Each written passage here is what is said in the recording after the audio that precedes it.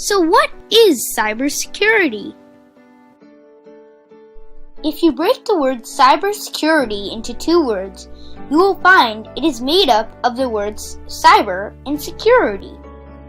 The dictionary defines the word cyber as relating to or involving computers or computer networks as the internet. So in other words, cyber is essentially anything related to technology.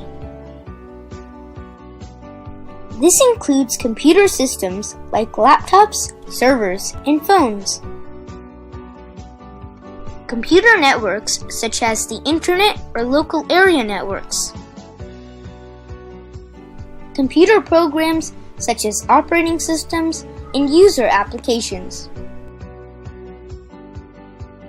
And data like your personal assets or important files.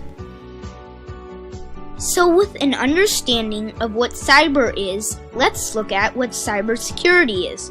Cybersecurity is the protection of these computer systems, computer networks, computer programs, and data against hackers.